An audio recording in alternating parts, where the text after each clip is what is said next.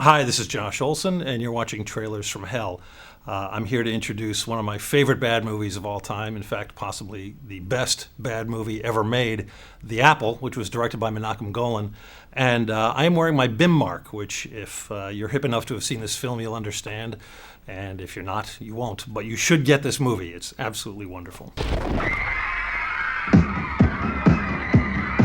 Now, this movie is set in the future being... In 1994, the world is controlled by one power. It is one of the most demented and deranged visions of the future you'll ever see.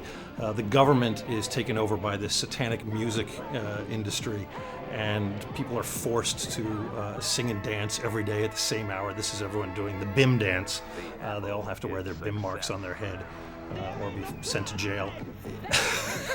I can't take it. These are some of the most insane gonzo musical numbers you're ever going to see. And unlike some kind of cult music films, I like to think of Wild in the Streets being one of my favorites, the music in The Apple is actually really, really bad.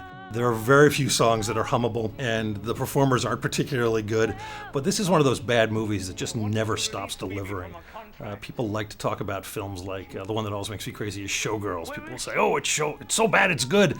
Showgirls has some moments, but this is a movie. The Apple just never stops. It is insanely entertaining.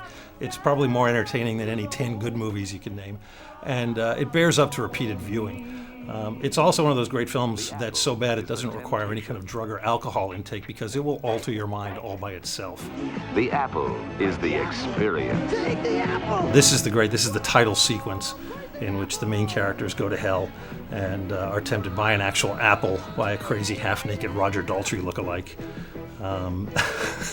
And I just can't get over how insane this film is. The forbidden fruit.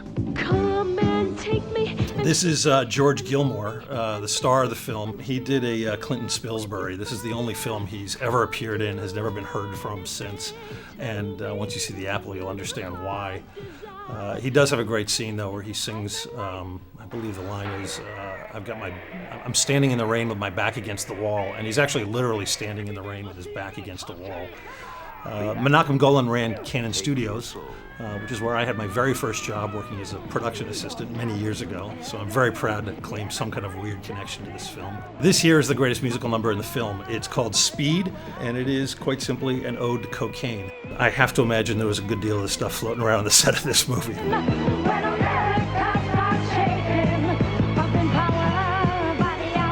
Because The Apple is set in the mid-90s, I like to look at it as a kind of alternate future. This is what would have happened to the world and the world of music if Nirvana had never come on the scene.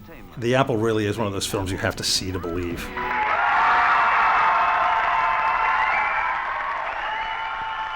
I've never been so high in my life.